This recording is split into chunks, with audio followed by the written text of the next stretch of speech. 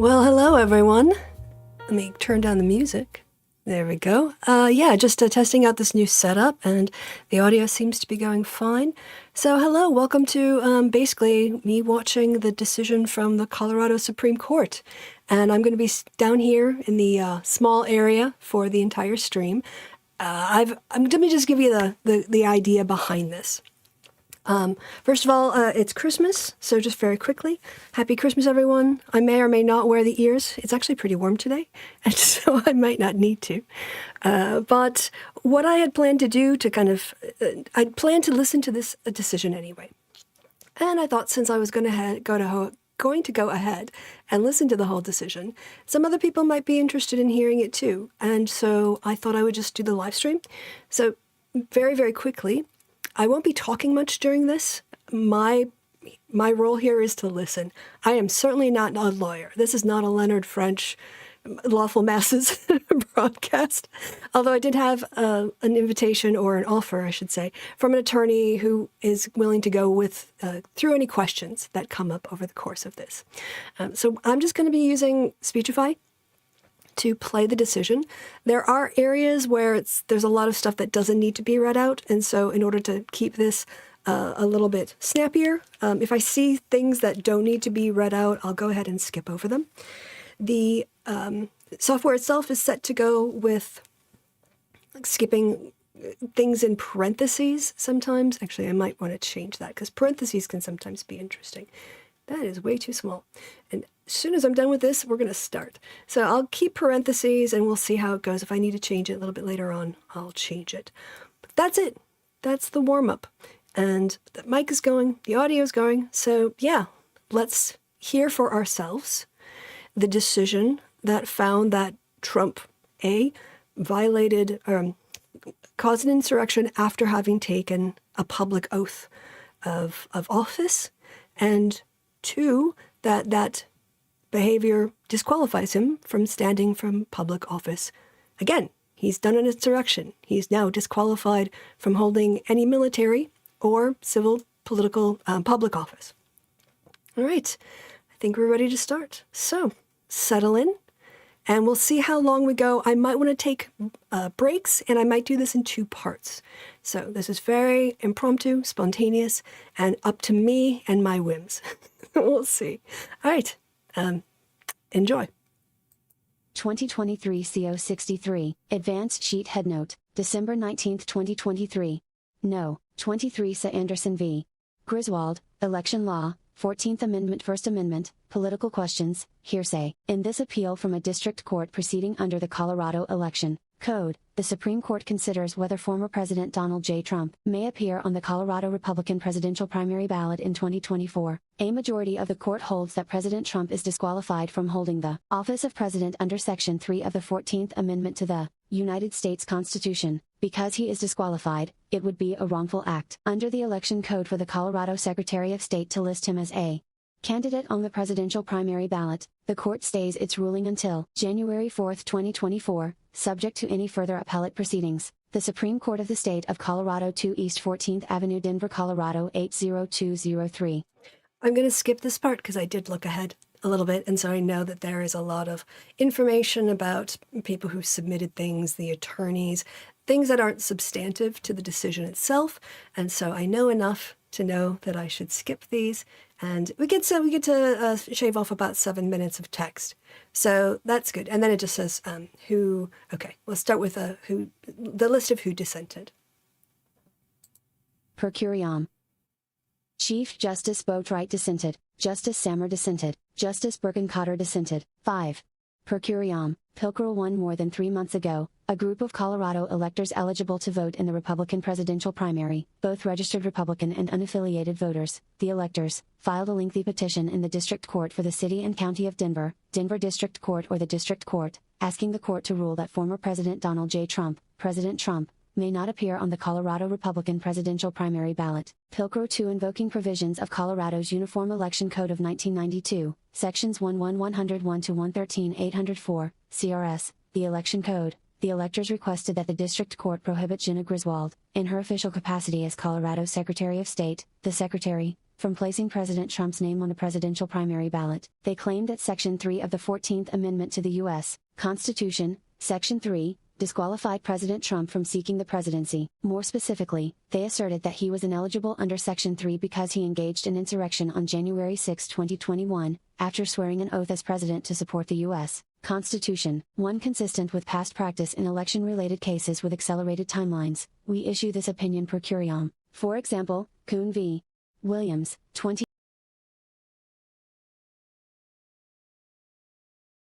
Pilcrow 3. After permitting President Trump and the Colorado Republican State Central Committee, CRSCC, collectively, interveners, to intervene in the action below, the district court conducted a 5-day trial. The court found by clear and convincing evidence that President Trump engaged in insurrection as those terms are used in Section 3, Anderson v.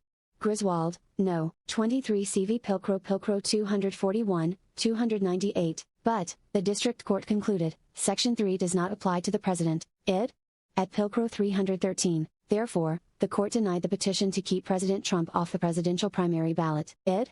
At Part 6, conclusion, Pilcrow 4. The electors and President Trump sought this court's review of various rulings by the district court. We affirm in part and reverse in part. We hold as follows: the election code allows the electors to challenge President Trump's status as a qualified candidate based on Section 3. Indeed, the election code provides the electors their only viable means of litigating whether President Trump is disqualified from holding office under Section 3. Congress does not need to pass implementing legislation for Section 3's disqualification provision to attach, and Section 3 is, in that sense, self-executing. Judicial review of President Trump's eligibility for office under Section 3 is not precluded by the political question doctrine. 7.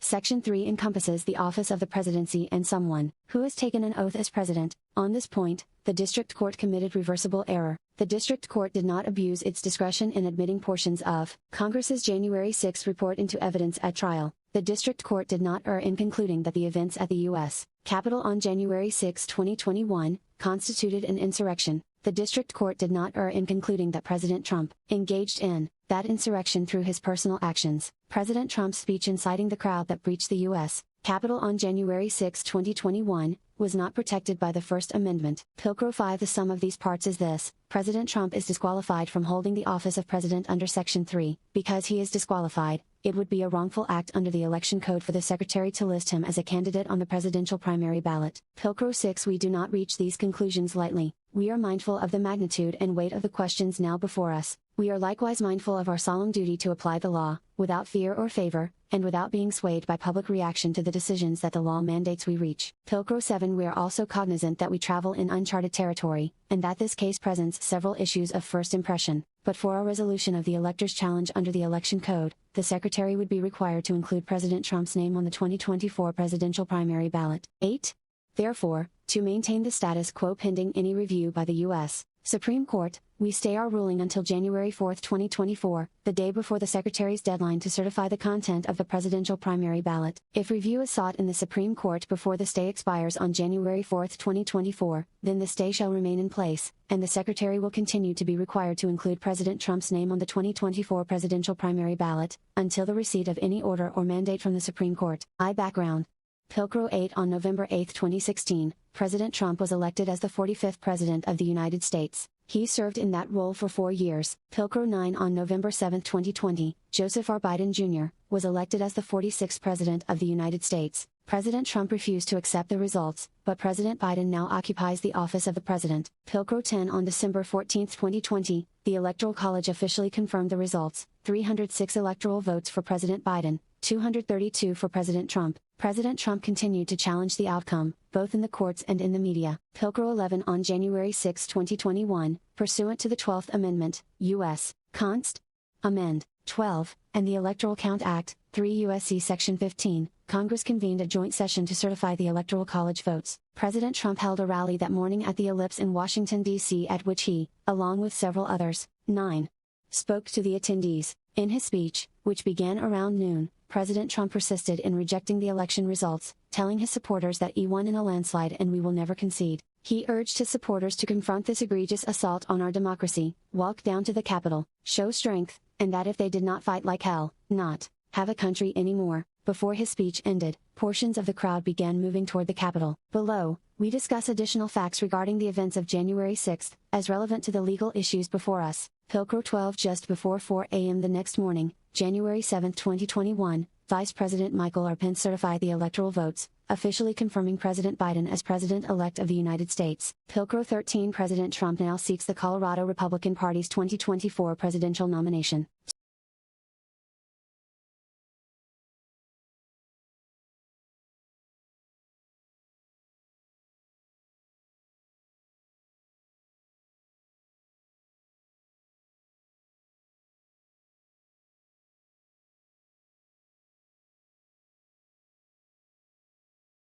Two.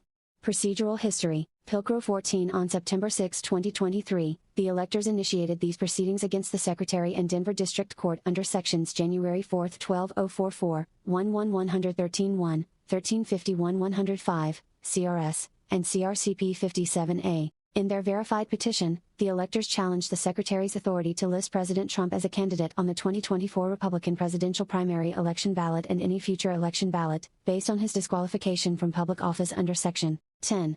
Pilcrow 15. President Trump intervened and almost immediately filed a notice of removal to federal court, asserting federal question jurisdiction. See 28 U.S.C. Sections 1331, 1441A, 1446. In light of the removal, the Denver District Court closed the case on September 8. On September 12, the Federal District Court remanded the case back to state court, concluding that it lacked jurisdiction because the electors had no Article III standing and the Secretary had neither joined nor consented to the removal. Pilcrow 16. Once the electors filed proof with the Denver District Court that all parties had been served, the court reopened the case on September 14. At a status conference 4 days later, on September 18, the Secretary emphasized that she must certify the candidates for the 2024 presidential primary ballot by January 5. See Section January 4, 12041. The court set the matter for a 5-day trial, beginning on October 30. On September 22, with the parties' input, the court issued expedited case management deadlines for a host of matters, including the disclosure of expert reports, witness lists and exhibits, as well as for briefing and argument on several motions. The court also granted CRSCC's motion to intervene on October 5. Pilcrow 17. On October 11, the Secretary's office received President Trump's signed and notarized statement of intent to run as a candidate for a major political party in the presidential primary, the approval form for him to do so, signed by the chair of the Colorado Republican Party, asserting that President Trump was bona 11. Fide and affiliated with the party, and the requisite filing fee. See Section January 4, 12041C. Pilcrow 18. On October 20, the District Court issued an omnibus order addressing many outstanding motions. Regarding President Trump's motions, the court reached 3 conclusions that are relevant now. The electors' petition involved constitutional questions, but remained a challenge against an election official based on her alleged duties under the Election Code, and such a claim proper under 11113 as a matter of procedure. January 4, 1204 expressly incorporates 11113, and 11113 does not limit challenges to acts that have already occurred, but rather provides for relief when the Secretary is about to take an improper or wrongful act. Thus, because the electors had alleged such an act, the matter was ripe for decision, and it could not conclude, as a matter of law, that the 14th Amendment excludes a candidate from the presidential primary ballot or that the Secretary has the authority to determine candidate qualifications, so those issues would be determined at the trial. Pilcrow 19. Regarding CRSCC's motions, the court, in relevant part, concluded that the state does not violate a political party's First Amendment associational rights by excluding constitutionally ineligible candidates from the presidential primary ballot, but also rejected CRSCC's argument to the extent it purported to raise an 12. Independent constitutional claim beyond the proper scope of a Section 11113 proceeding. Pilcrow 20. On October 23, President Trump filed a petition for review in this court, asking us to exercise original jurisdiction to halt the scheduled trial. 4 days later, we denied the petition without passing judgment on the merits of any of President Trump's contentions. Pilcrow 21. On October 25, the District Court denied President Trump's 14th Amendment-based motion to dismiss. As relevant now, the court concluded that it would not dismiss the case under the political question doctrine, but it reserved the right to revisit the doctrine to the extent that there is any evidence or argument at trial that provides the court with additional guidance on whether the issue of presidential eligibility has been delegated to the United States Congress. Whether Section 3 is self-executing is irrelevant because Section January 4, 1204 allows the Secretary to exclude constitutionally disqualified candidates, and states can, and have, applied section pursuant to state statutes without federal enforcement legislation, and it would reserve for trial the issues of whether Section 3 applies to a president and whether President Trump had engaged in insurrection. Pilcrow 22. The trial began, as scheduled, on October 30. The evidentiary portion lasted 5 days, with closing arguments almost 2 weeks later, on November 15. 13. During those 2 weeks, the electors, the Secretary, President Trump, and CRSCC submitted proposed findings of fact and conclusions of law. The court issued its written final order on November 17, finding, by clear and convincing evidence, that the events of January 6 constituted an insurrection and President Trump engaged in that insurrection. The court further concluded, however, that Section 3 does not apply to a president because, as the terms are used in Section 3, the presidency is not an office under the United States, nor is the president an officer of the United States who had previously taken an oath to support the Constitution of the United States, U.S. Const. Amend. 14, Section 3, C. Anderson, Pilcrow 299:315. Accordingly, the Secretary could not exclude President Trump's name from the presidential primary ballot. Anderson, Part 6. Conclusion. Pilcrow 23. On November 20, both the electors and President Trump sought this court's review of the district court's rulings under Section 11113.3. We accepted jurisdiction of the parties' cross petitions. Following extensive briefing from the parties and over a dozen amici, we held oral argument on December 6 and now issue this ruling. All right, I'm pausing because before I paused and I didn't say what I was, well, I did say what I was doing, but I mute my mic while this is being read out so that you don't hear my background noise. But I forgot to unmic myself. So, because y'all probably didn't hear it before, just to people in the chat, defending the patriarchy, Fake Queen Corey, smashing the patriarchy. Did I say defending it? If I did, I'm so sorry. Smashing the patriarchy. Fake Queen Corey and Andrew, hello, and thank you for stopping by. Yeah, that's about it. Just wanted to check in. As I said, I'm not doing too much other than to say I am finding this fascinating. I hope you are too. And now we're going to continue on with the analysis. And I will mute myself again. 3. Analysis. Pilcrow 24. We begin with an overview of Section 3. We then address threshold questions regarding whether the Election Code provides a basis for review of the elector's claim, whether Section 3 requires implementing legislation. 14. Before its disqualification provision attaches, and whether Section 3 poses a non-justiciable political question. After concluding that these threshold issues do not prevent us from reaching the merits, we consider whether Section 3 applies to a president. Concluding that it does, we address the admissibility of Congress's January 6 report, before reviewing, and ultimately upholding, the District Court's findings of fact and conclusions of law in support of its determination that President Trump engaged in insurrection. Lastly, we consider and reject President Trump's argument that his speech on January 6 was protected by the First Amendment, Section 3 of the 14th Amendment and Principles of Constitutional Interpretation. Pilcrow 25. The end of the Civil War brought what one author has termed a second founding of the United States of America. See Eric Foner, The Second Founding, How the Civil War and Reconstruction Remade the Constitution. Reconstruction ushered in the 14th Amendment, which includes Section 3, a provision. 2. President Trump also listed a challenge to the traditional evidentiary standard of proof for issues arising under the Election Code as a potential question on appeal, claiming that in particularly important individual interests such as a constitutional right at issue, the proper standard of proof requires more than a preponderance of the evidence. As noted above, the District Court held that the electors proved their challenge by clear and convincing evidence, and because President Trump chose not to brief this issue, he has abandoned it. See People v. Eckley, 775 p. 566, 570, 15. Addressing what to do with those individuals who held positions of political power before the war, fought on the side of the Confederacy, and then sought to return to those positions. See National Archives, 14th Amendment to the U.S. Constitution, Civil Rights, 2013, Rights %22% 20 formerly %20. Comment? 87, 91:92. Pilcrow 26. Section 3 provides, no person shall be a senator or representative in Congress, or elector of president and vice president, or hold any office, civil or military, under the United States, or under any state, who, having previously taken an oath, as a member of Congress, or as an officer of the United States, or as a member of any state legislature, or as an executive or judicial officer of any state, to support the Constitution of the United States, shall have engaged in insurrection or rebellion against the same, or given aid or comfort to the enemies thereof. But Congress may by a vote of 2/3 of each House, remove such disability. U.S. Const. Amend. 14, Section 3. Pilcrow 27. In interpreting a constitutional provision, our goal is to prevent the evasion of the provision's legitimate operation and to effectuate the drafter's intent. People v. Smith, 2023 CO 40, Pilcrow 20, 531 p. 1051, 1055. To do so, we begin with 16. Section 3's plain language, giving its terms their ordinary and popular meanings. Id. To discern such meanings, we may consult dictionary definitions. Id. Pilcrow 28. If the language is clear and unambiguous, then we enforce it as written, and we need not turn to other tools of construction. Id. At Pilcrow 21, 531p. At 1055, however, if the provision's language is reasonably susceptible of multiple interpretations, then it is ambiguous, and we may consider the textual, structural, and historical evidence put forward by the parties. Zivotofsky ex rel. Zivotofsky, Pilcrow 29. These principles of Constitution. Zivotofsky v. Clinton, 566 U.S. 189, 201, and we will construe the provision in light of the objective sought to be achieved and the mischief to be avoided. Smith, Pilcrow 20, 531 p.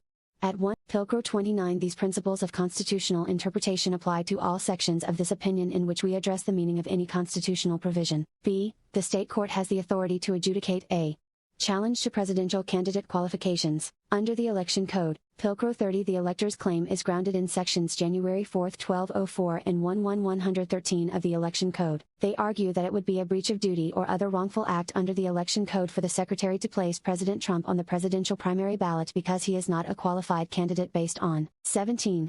Section 3's disqualification, Section January 4, 12032a, CRS. The electors therefore seek an order pursuant to Section 11113 directing the Secretary not to list President Trump on the presidential primary ballot for the election to be held on March 5, 2024, or any future ballot. Pilcrow 31. President Trump and CRSCC contend that Colorado courts lack jurisdiction over the elector's claim and that the electors cannot state a proper Section 11113 claim, in part because the elector's claim is a constitutional claim that cannot be raised in a Section 11113 action under this court's decisions in Frazier v.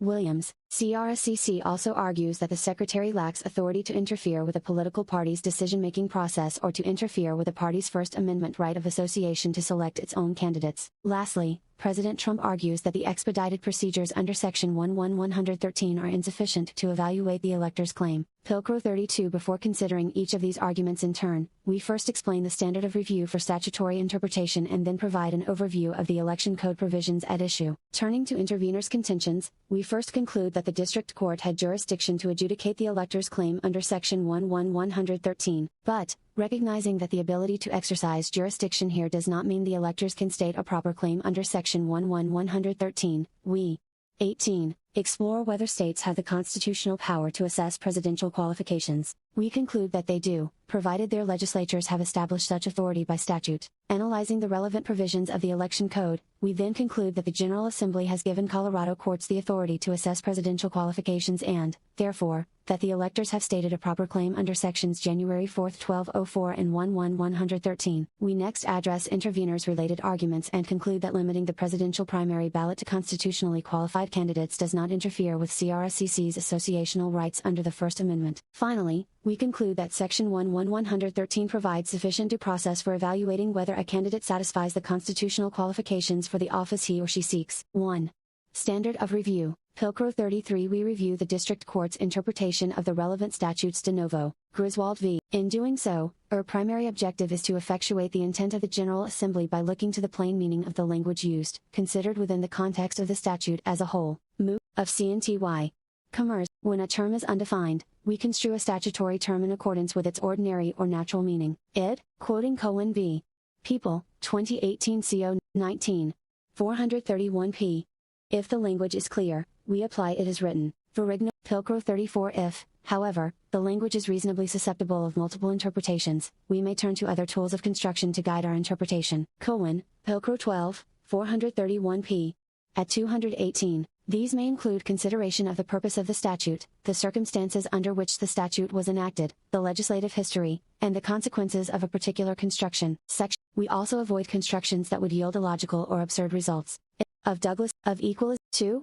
Presidential primaries under the Election Code. Pilcrow 35. Before addressing the merits, we provide a brief overview of the Election Code's provisions relating to presidential primary elections. Article 7, Section 11 of the Colorado Constitution commands the General Assembly to pass laws to secure the purity of elections, and guard against abuses of the elective franchise. Pursuant to this constitutional mandate, the Secretary's duties under the Election Code include supervising the conduct of primary and general elections in the state and enforcing the provisions of the Election Code. Section 20.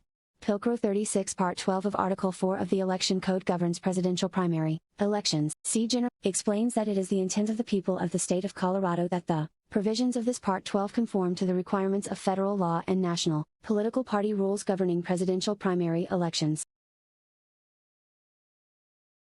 I'm pausing here to see if we need to go through this footnote. So I hope it's not annoying, but there are times like when they have this readout SS1-4- I just skip that, and so it might be a little bit jarring, but it'll save you several minutes of having to listen to random number and letter things carried out. Oh, this is big.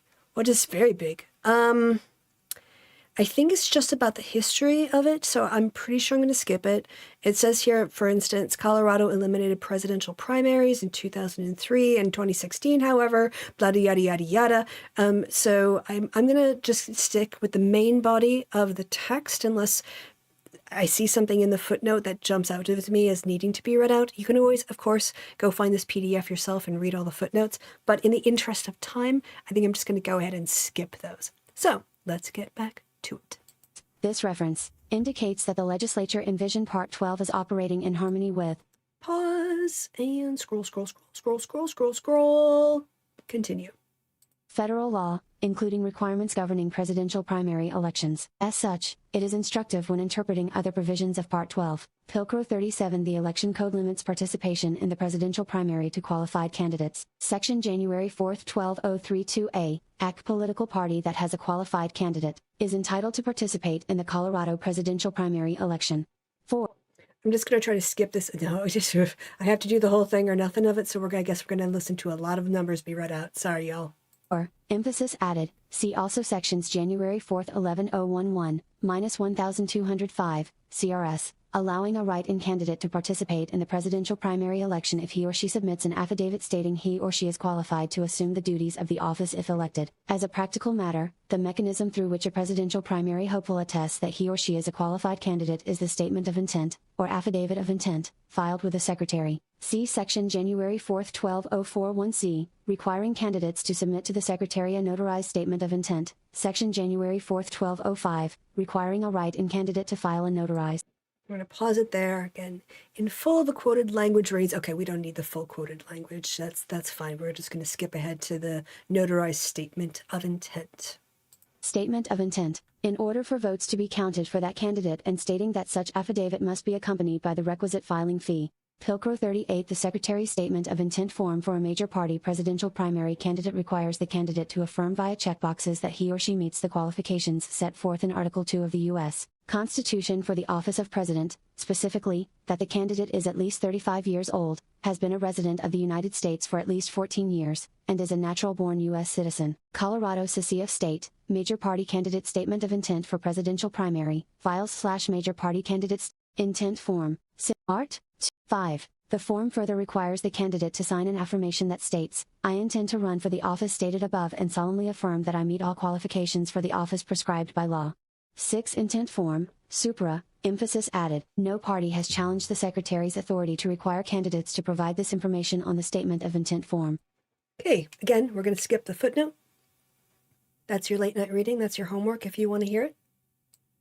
Pilcrow 39. Section January 4, 12041 requires the Secretary to certify the names and party affiliations of the candidates to be placed on any presidential primary election ballots not later than 60 days before the presidential primary election. For the 2024 election cycle, that deadline is January 5, 2024. Pilcrow 40. Section January 4, 12041 further states, the only candidates whose names shall be placed on ballots for the election shall be those candidates who, b. are seeking the nomination for president of a political party as a bona fide candidate for president of the United States pursuant to political party rules and are affiliated with a major political party that received at least 20% of the votes cast by eligible electors in Colorado at the last presidential election, and, c. have submitted to the Secretary not later than 85 days before the date of the presidential primary election, a notarized candidate's statement of intent together with either a non-refundable filing fee of $500 or a petition signed by at least 5,000 eligible electors. For the 2024 election cycle, the deadline to submit these items was December 11, 2023. Pilcrow 41. Section January 4, 12044 allows for challenge to the listing of any candidate on the presidential primary election ballot.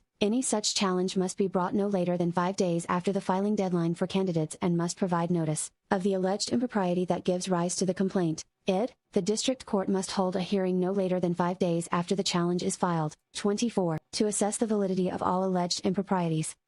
The statute does not limit the length or content of the hearing. It does, however, require the district court to issue findings of fact and conclusions of law no later than 48 hours after the hearing concludes. The The party filing the challenge has the burden to sustain the challenge by a preponderance of the evidence. Id.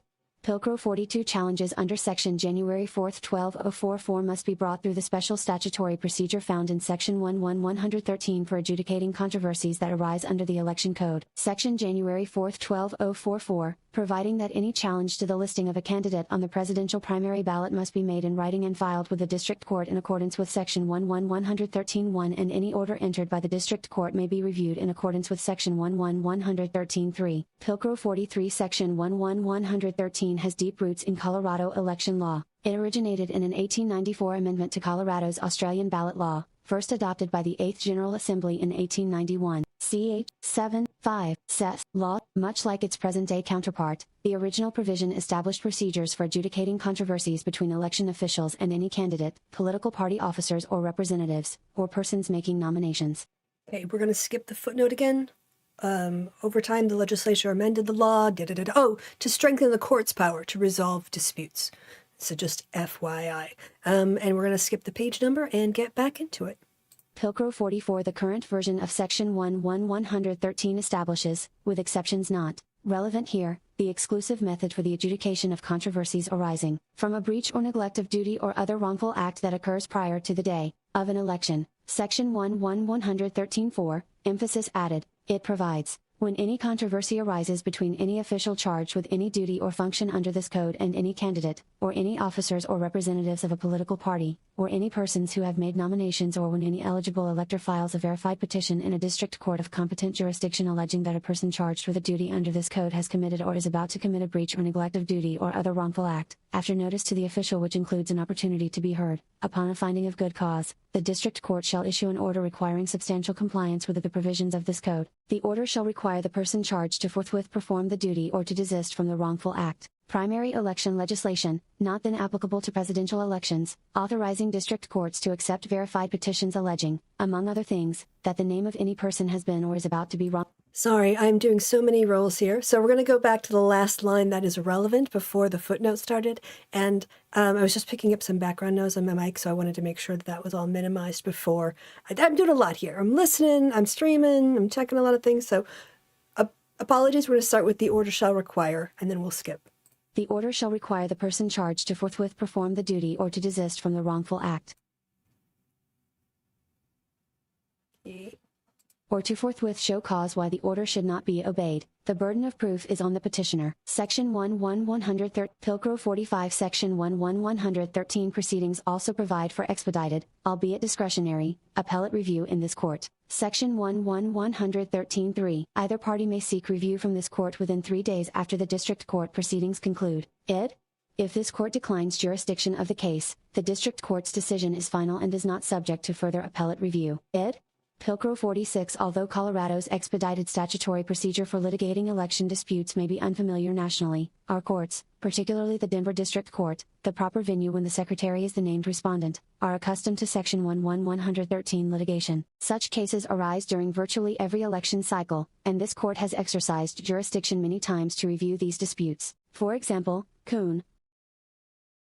Moreover, it is not uncommon for Section 11113 cases to require courts to take evidence and grapple with complex legal issues. For example, Ferrigno-Warren, Pilcrow 9:13, 462 p.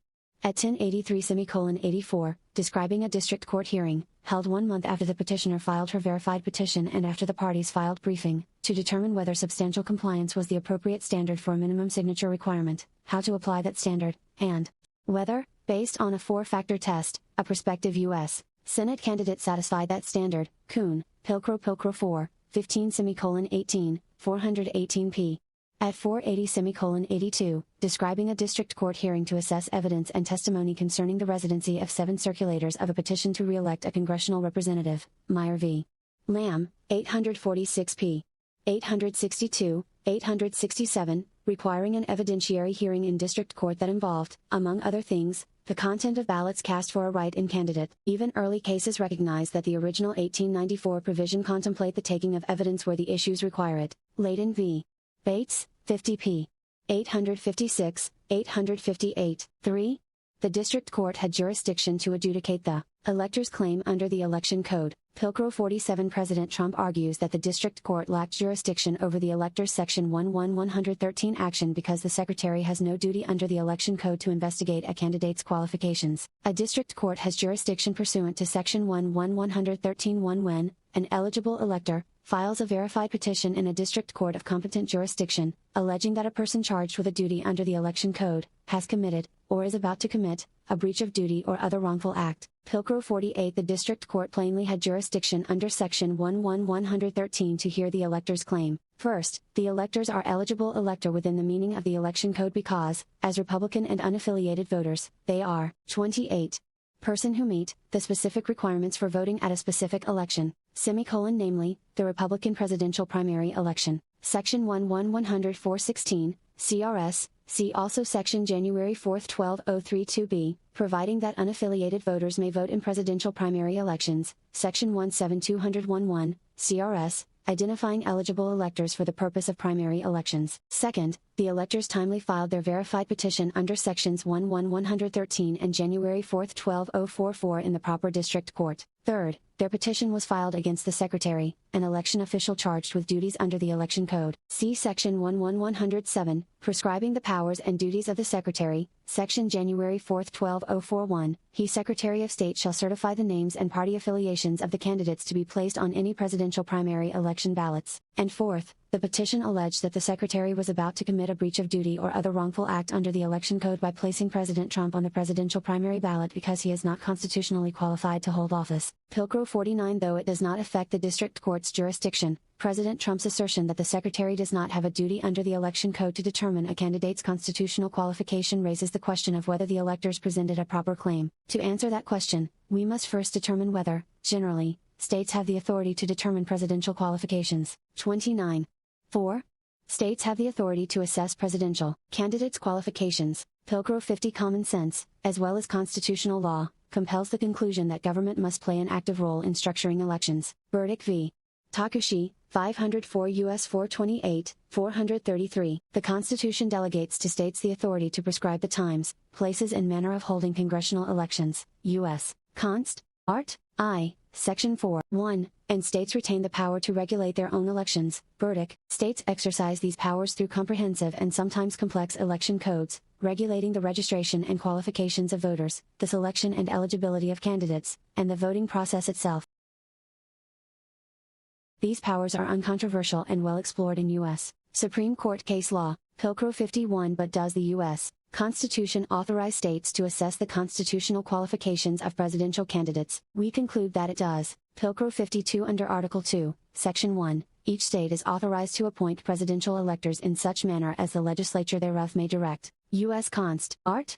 2, Section 1, CL. 2. So long as a state's exercise of its appointment power does not run afoul of another constitutional constraint, that power is plenary. Pilcrow 53. But voters no longer choose between slates of electors on Election Day. Kiafalo, 140 South Court at 2321. Instead, they vote for presidential candidates who serve as proxies for their pledged electors. Id. Accordingly, states exercise their plenary appointment power not only to regulate the electors themselves, but also to regulate candidate access to presidential ballots. Absent a separate constitutional constraint, then, states may exercise their plenary appointment power to limit presidential ballot access to those candidates who are constitutionally qualified to hold the office of president. And nothing in the U.S. Constitution expressly precludes states from limiting access to the presidential ballot to such candidates. Pilcrow 54. No party in this case has challenged the Secretary's authority to require a presidential primary candidate to confirm on the required statement of intent form that he or she meets the Article 2 requirements of age, residency, and citizenship, and to further attest that he or she meet all qualifications for the office prescribed by law. Moreover, several courts have expressly upheld states' ability to exclude constitutionally ineligible candidates from their presidential ballots. See id. Upholding California's refusal to place a 27-year-old candidate on the presidential ballot, Hassan v.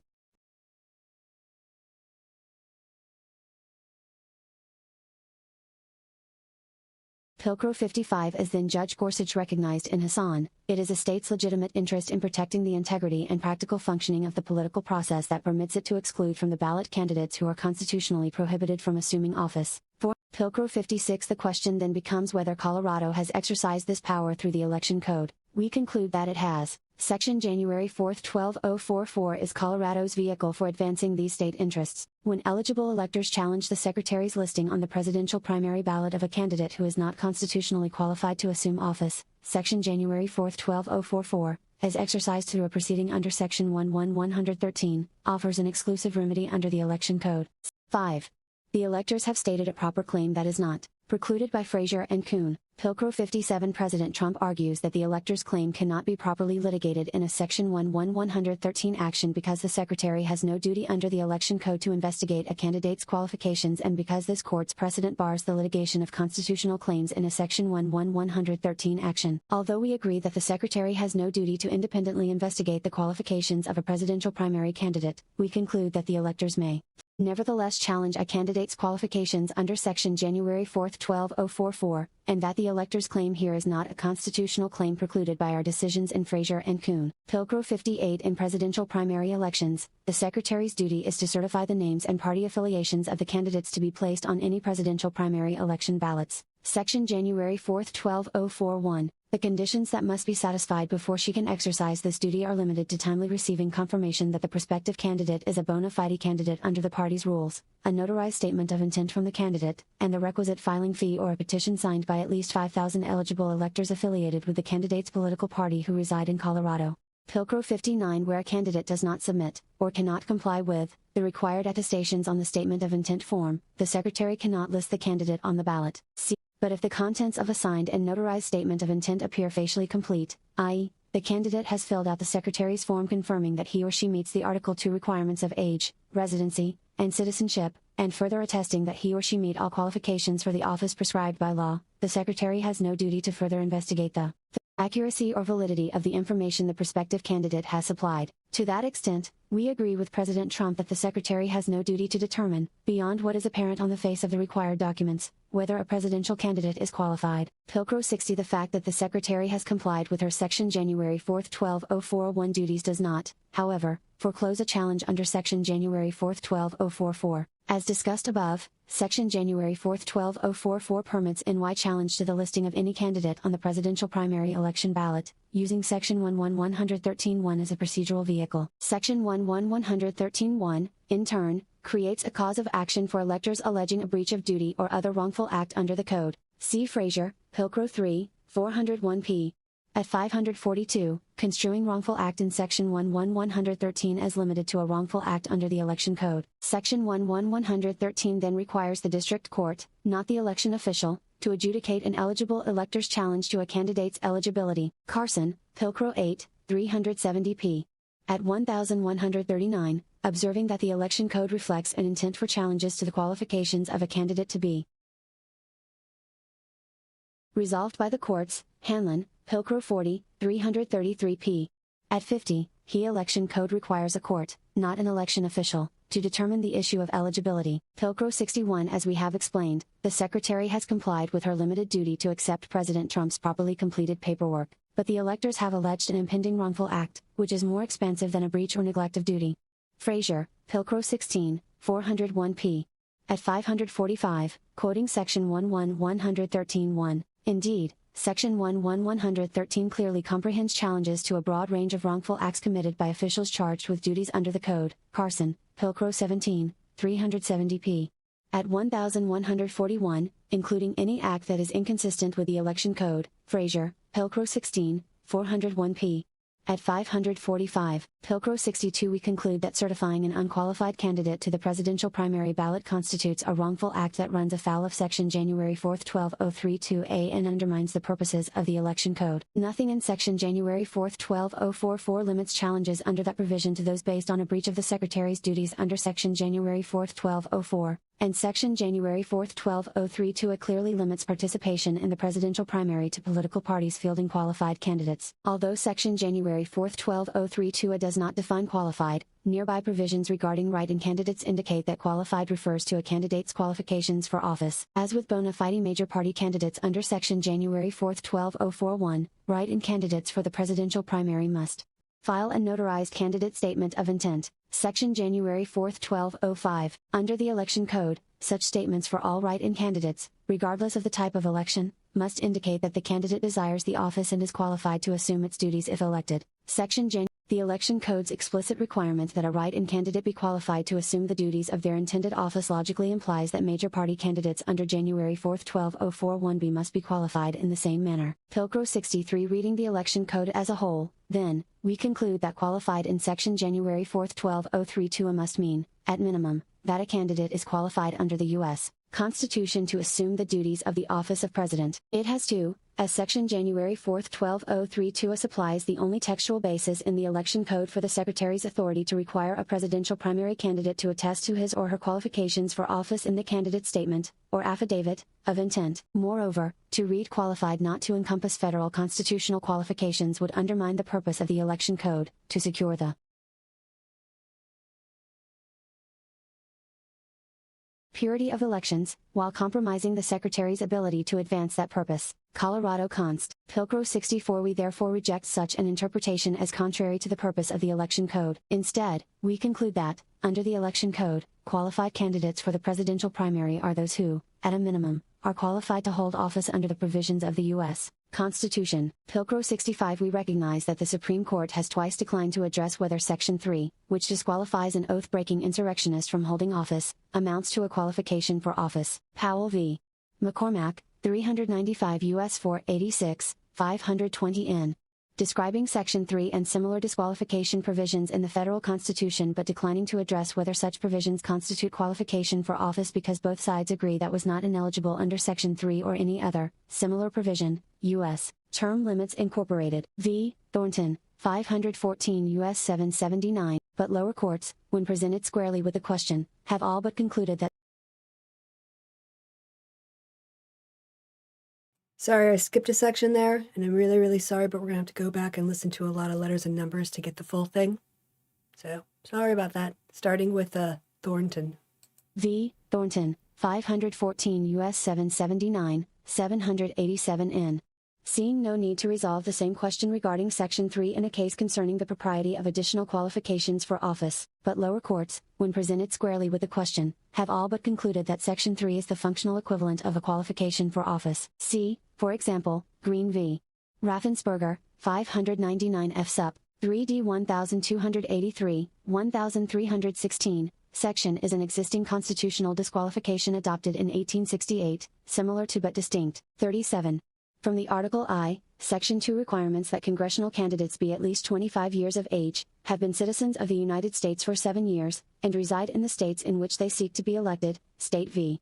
Griffin, No. D101 CV 2022-00473, 2022 WL 4295619, at 24. Section 3 imposes a qualification for public office, much like an age or residency requirement. Pilcrow 66. We perceive no logical distinction between a disqualification from office and a qualification to assume office, at least for the purposes of the Section 11113 claim here. Either way, it would be a wrongful act for the Secretary to list a candidate on the presidential primary ballot who is not qualified to assume the duties of the office. Moreover, because Section 3 is a part of the text of the Constitution, assessing a candidate's compliance with it for purposes of determining their eligibility for office does not improperly add qualifications to those that appear in the Constitution. U.S. term limits. Doing so merely renders the list of constitutional qualifications more complete. Pilcrow 67. Nor are we persuaded by President Trump's assertion that Section 3 does not bar him from running for or being elected to office because Section 3 bars individuals only from holding office. Hassan specifically rejected any such distinction. Apex ed. There, the candidate argued that even if Article 2 properly holds him ineligible to assume the office of president, Colorado could not deny him a place on the ballot. Id. The Hassan panel concluded otherwise. Id. In any event, the provisions in the Election Code governing presidential primary elections do not recognize such a distinction. Rather, as discussed above, those provisions require all presidential primary candidates to be constitutionally qualified before their names are added to the presidential primary ballot pursuant to Section January 4, 12041. Pilcrow 68. Were we to adopt President Trump's view, Colorado could not exclude from the ballot even candidates who plainly do not satisfy the age, residency, and citizenship requirements of the Presidential Qualifications Clause of Article 2. See U.S. Const. Art. 2, Section 1, CL. 5, setting forth the qualifications to be eligible to the office of President, emphasis added. It would mean that the state would be powerless to exclude a 28-year-old, a non-resident of the United States, or even a foreign national from the presidential primary ballot in Colorado. Yet, as noted, several courts have upheld states' exclusion from ballots of presidential candidates who fail to meet the qualifications for office under Article 2. See Lindsay, 700. Pilcrow 69. Lastly, we reject President Trump and CRSCC's argument that state courts may not hear the elector's claim because this court's precedent bars the litigation of constitutional claims in a Section 11113 action. See Frazier, Pilcrow 3, 401 p. at 542. 39. Kuhn, Pilcrow 55. The electors have not asserted a constitutional claim, so Frazier and Kuhn do not control here. Pilcrow 70. Both Frazier and Kuhn addressed whether a petitioner could shoehorn a claim challenging the constitutionality of the election code into a Section 11113 proceeding. In Frazier, we concluded that Section 11113 is not a proper vehicle to resolve claims under 42 U.S.C. Section 1983 because they do not arise under the Election Code and because the sole remedy available under Section 11113 is a court order directing compliance with the Election Code. Frazier, Pilcrow 17 18, 401 p. at 545. Similarly, in Kuhn, we held that to the extent the candidate sought to challenge the constitutionality of the petition circulator residency requirement under the Election Code, the court lacked jurisdiction to address such arguments in a Section 11113 proceeding. Pilcrow 71. Here, however, the electors do not challenge the constitutionality of the Election Code, nor do they allege a violation of the Constitution. Instead, they allege a wrongful act under Section 11113. That the elector's claim has constitutional implications or requires interpretation of a constitutional provision does not make it a separate constitutional claim of the sort prohibited by Frazier and Kuhn, and neither President Trump nor CRSCC suggests that a Section 11113 claim cannot have constitutional implications. Indeed, as the Secretary. 40. Pilcrow 72. As discussed. Notes in her brief, there is nothing particularly unusual about a Section 11113 proceeding raising constitutional issues. Pilcrow 72. As discussed above, the elector's claim is that the Secretary will commit a wrongful act under the Election Code if she lists a candidate on the presidential primary ballot who is not qualified for office. While this claim requires resolving constitutional questions, it remains a challenge brought by eligible electors against an election official regarding an alleged wrongful act under the Election Code. Section 11113 is the exclusive vehicle for litigating such challenges prior to an election. The electors have no other viable option. All right, we are going to take a little break there because we've been going about 55 minutes. I would really like to move my legs. I'm all curled up here and refresh my water. So let's call this, let's just take a 3 or 4 minute break. Process all of the information that has been thrown at you. And I also just want to compliment the clear and direct writing.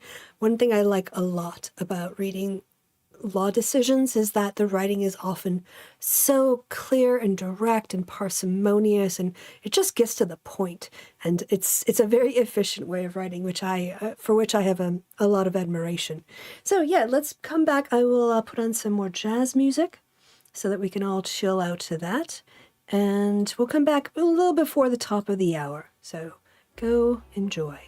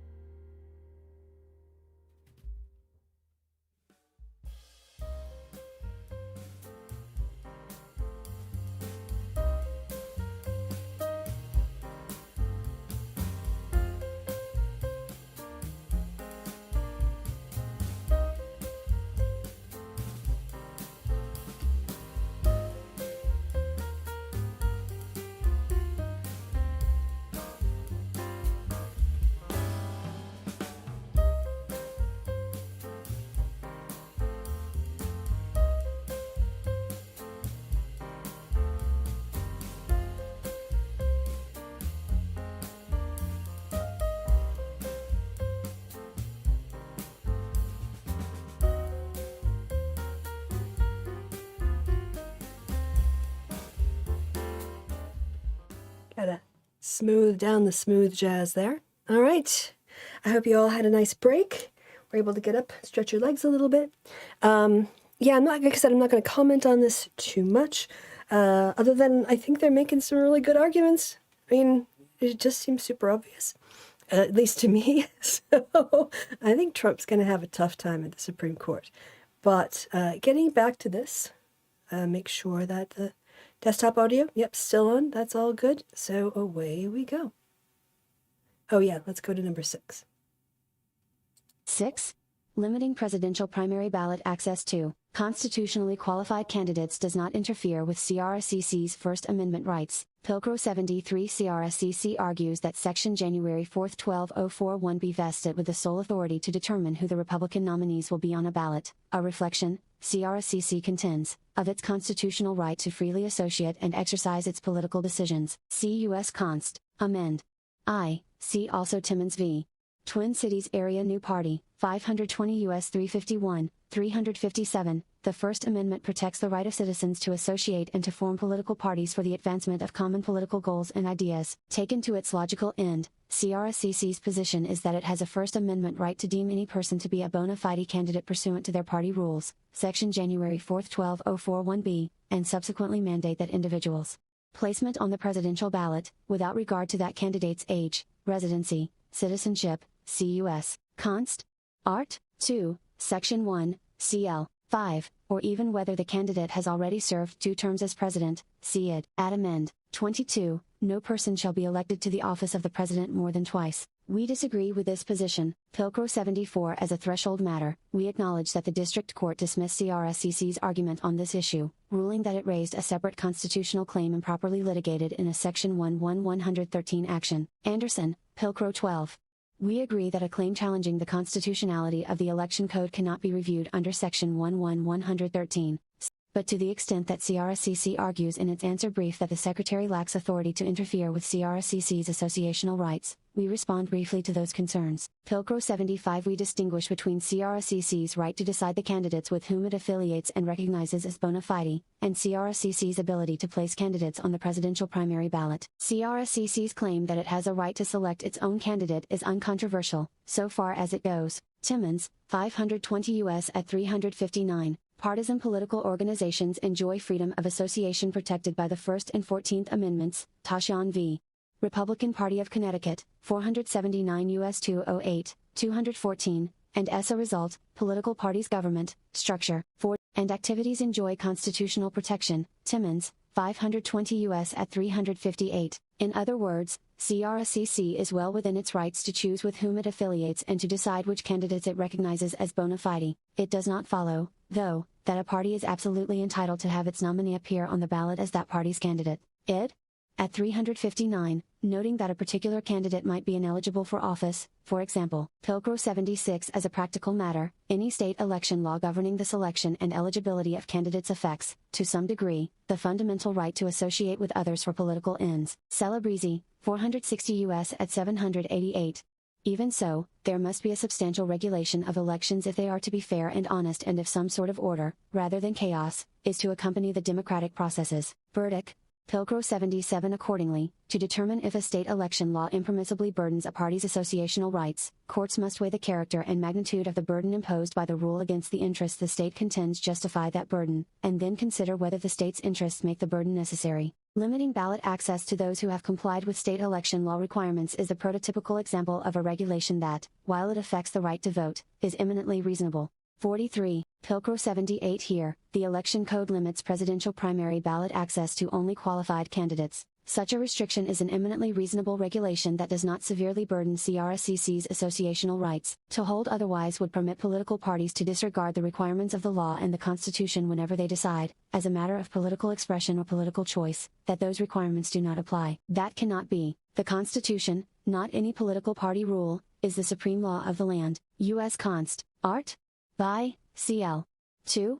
7. Section 11113 proceedings provide adequate due process for litigants. Pilcrow 79. Lastly, President Trump asserts that Section 113 is not a valid way to litigate complex constitutional, legal, and factual issues. He complains of unfairness inherent in the expedited procedures that Section 113 demands, but President Trump's argument disregards how the elector's claim proceeded here. Pilcrow 80. Initially, we note that to the extent President Trump purports to challenge the constitutionality of Section 113 under the 14th Amendment's Due Process Clause as a defense to the elector's claim, he raises precisely the type of independent constitutional claim he recognizes is barred by Kuhn. As discussed above, constitutional challenges to provisions of the Election Code fall outside the scope of a proper Section 113 challenge because these expedited statutory proceedings entertain only one type of claim, election. 44. Officials' violations of the Election Code, and one type of injunctive relief, an order compelling substantial compliance with the Election Code. Pilcrow 81. Furthermore, because Section 113 proceedings are designed to address election-related disputes, they move quickly out of necessity. Frazier, Pilcrow 11, 401 p. At 544, given the tight deadlines for conducting elections, Section 113 is a summary proceeding designed to quickly resolve challenges brought by electors, candidates, and other designated plaintiffs against state election officials prior to Election Day. Lawyers who practice in this area are well aware of this. Looming elections trigger a cascade of deadlines under both state and federal law that cannot accommodate protracted litigation schedules, particularly when the dispute concerns a candidate's access to the ballot, and a state's interest in protecting the integrity of the election process and avoiding voter confusion. Lindsay, 750 f. At 1063, citing Timmons, 520 U.S. at 364:65, allows a state to expedite the process by which a candidate's qualifications, once challenged, are subsequently determined. That the form of Section 113 proceedings reflects their function, to expeditiously resolve pre-election disputes over an election official's wrongful act, does not mean these proceedings lack due process. Pilcrow 82. Nor does the need for expedited proceedings in election disputes preclude a district court from using traditional means of case management in a Section 113 proceeding to construct a schedule that accommodates legally or factually complex issues. See Ferrigno Warren, Pilcrow 8:13, 462 p.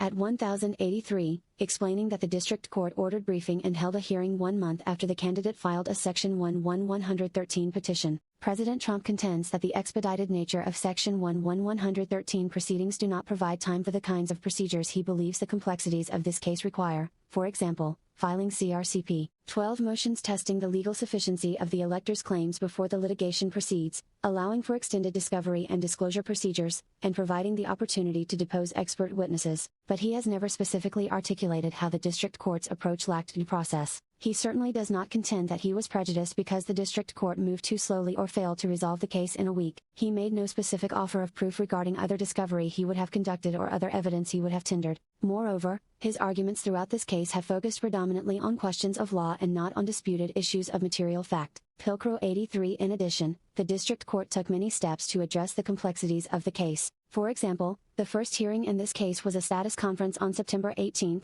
4 days after the case was reopened after being remanded from federal court. In recognition of the complexity of the case, the district court, with the parties' input, adopted a civil case management approach to the litigation. 46. That afforded the parties the opportunity to be heard on a wide range of substantive issues. Pilcrow 84. The district court's case management approach worked. After permitting multiple interveners to participate, the district court allowed sufficient time for extensive pre-hearing motions in which all parties vigorously engaged. It then issued 3 substantive rulings on these motions, including an omnibus ruling addressing 4 of interveners' motions, all in advance of the trial. The trial took place over 5 days and included opening and closing statements, the direct and cross-examination of 15 witnesses, and the presentation of 96 exhibits. Moreover, the legal and factual complexity of this case did not prevent the district court from issuing a comprehensive, 102-page order within the 48-hour window Section January 4, 12044 requires. Pilcrow 85. In short, the district court admirably, and swiftly, discharged its duty to adjudicate this complex Section 113 action, substantially complying with statutory deadlines while demonstrating the flexibility inherent in such a proceeding to address the various issues raised by interveners. And nothing about the district court's process suggests that President Trump was deprived of notice or opportunity to fully respond to the claim against him or to mount a vigorous defense. If any case suggests that it is not impossible to fully litigate a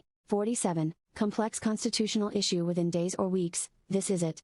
Pilcrow 86. For these reasons, we conclude that the Election Code allows Colorado's courts, through challenges brought under Sections January 4, 12044 and 11113, to assess the constitutional qualifications of a candidate, and to order the Secretary to exclude from the ballot candidates who are not qualified. These provisions advance Colorado's legitimate interest in protecting the integrity and practical functioning of the political process by allowing the Secretary to exclude from the ballot candidates who are constitutionally prohibited from assuming office. Moreover, these provisions neither infringe on a political party's associational rights nor compromise the validity of a court's rulings on complex factual and legal issues. Rather, they provide a robust vehicle through which to protect the purity of Colorado's elections. Pilcrow 87. Because the electors have properly invoked Colorado's Section 11113 process to challenge the listing of President Trump on the presidential primary ballot as a wrongful act, we proceed to the other threshold questions raised by interveners. C. The disqualification provision of Section 3 attaches, without congressional action. Pilcrow 88. The electors' challenge to the Secretary's ability to certify President Trump as a qualified candidate presumes that Section 3 is self-executing in the sense that it is enforceable as a constitutional disqualification without implementing legislation from Congress. Because Congress has not authorized state courts to enforce Section 3, interveners argue that this court may not consider President Trump's alleged disqualification under Section 3 in this Section 11113 proceeding. We disagree. Common, number 360. Pilcrow 89. The only mention of congressional power in Section 3 is that Congress may, by a vote of 2/3 of each House, remove the disqualification of a former officer who had engaged in insurrection. U.S. Const. Amend. 14, Section 3. Section 3 does not determine who decides whether the disqualification has attached in the first place. Pilcrow 90. Interveners, however, look to Section 5 of the 14th Amendment, which provides that Congress shall have power to enforce, by appropriate legislation, the provisions of this article, to argue that congressional authorization is necessary for any enforcement of Section 3. This argument does not withstand scrutiny. Pilcrow 91. The Supreme Court has said that the 14th Amendment is undoubtedly self-executing without any ancillary legislation, so far as its terms are applicable to any existing state of circumstances. The civil rights cases, 109 U.S. 3, 20, to be sure, in the civil rights cases, the court was directly focused on the 13th Amendment, so this statement could be described as dicta, but an examination of the 13th, 14th, and 15th Amendments,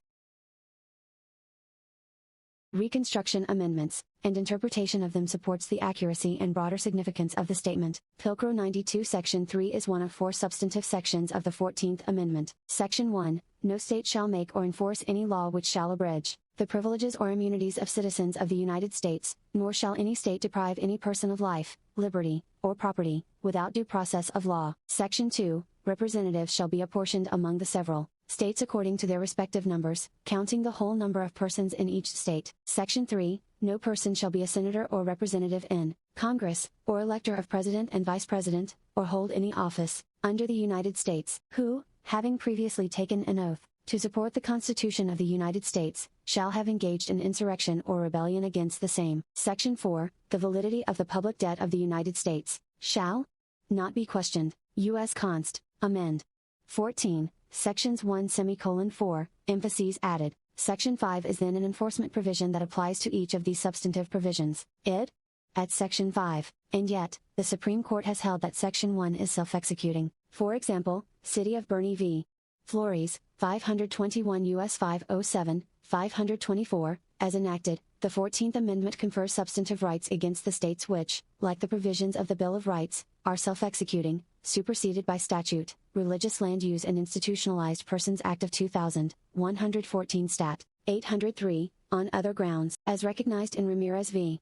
Collier, 595 U.S. 411, 424. Thus, while Congress may enact enforcement legislation pursuant to Section 5, congressional action is not required to give effect to the constitutional provision. See Katzenbach v. Morgan, 384 U.S. 641, 651, holding that Section 5 gives Congress authority to determine whether and what legislation is needed to secure the guarantees of the 14th Amendment, but not disputing that the 14th Amendment is self-executing. Pilcrow 93 Section 2, moreover, was enacted to eliminate the constitutional compromise by which an enslaved person was counted as only 3/5 of a person for purposes of legislative apportionment. William Bode and Michael Stokes Paulson, The Sweep and Force of Section 3. The self-executing nature of that section has never been called into question, and in the reapportionment following passage of the 14th Amendment, Congress simply treated the change as having occurred. See the Apportionment Act of 1872, 17 Stat.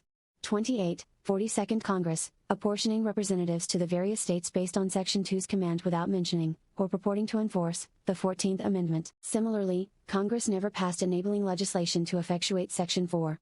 5th, Pilcrow 94. The same is true for the 13th Amendment, which abolished slavery and involuntary servitude. Section 1 provides the substantive provision, neither slavery nor involuntary servitude shall exist within the United States. U.S. Const. Amend.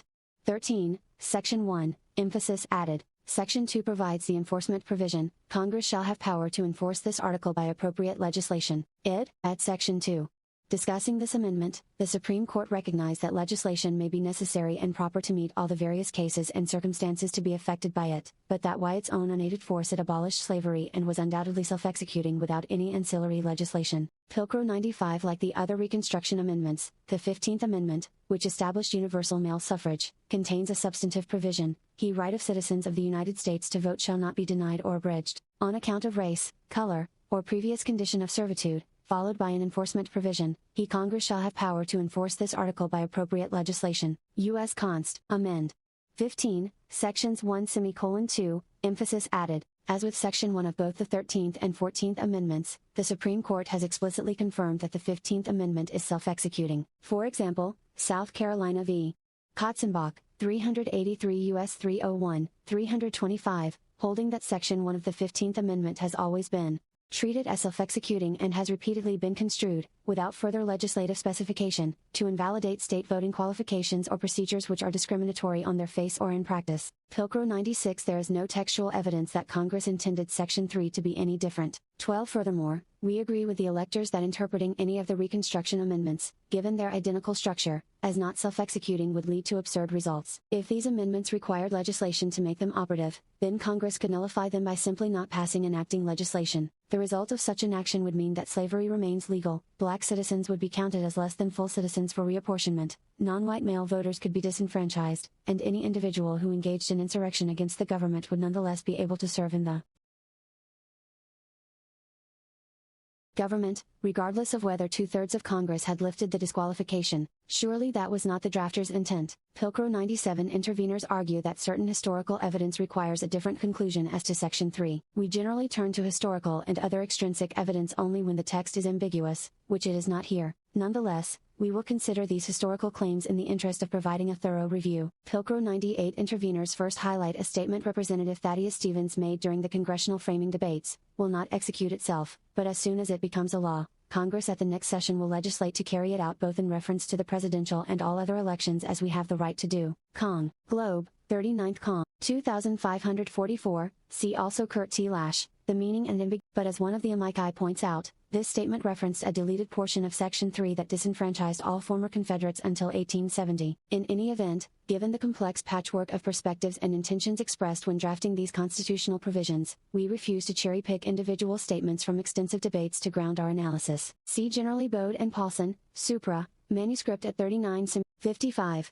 Pilcrow 99. Interveners next direct us to the non-binding opinion written by Chief Justice Salmon Chase while he was writing Circuit 13. There, Caesar Griffin challenged his criminal conviction as null and void because under Section 3, the judge who had entered his conviction was disqualified from holding judicial office, having formerly sworn a relevant oath as a state legislator and then engaged in insurrection by continuing to serve as a legislator in Virginia's Confederate government. Ed.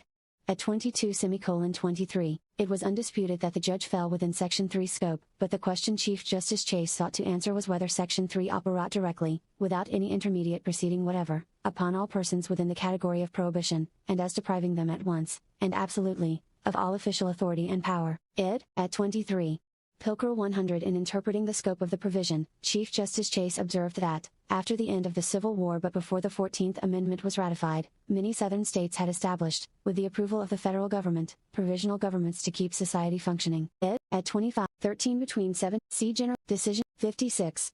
Also Bode and Paulson, Supra, manuscript at 36. And, within these provisional governments, many offices were filled with citizens who would fall within Section 3's scope. Griffin's case, 11 F. Cass. At 25, Chief Justice Chase observed that giving Section 3 a literal construction, as Griffin advocated, would annul all official acts performed by these officers. no sentence, no judgment, no decree, no official act of the least validity.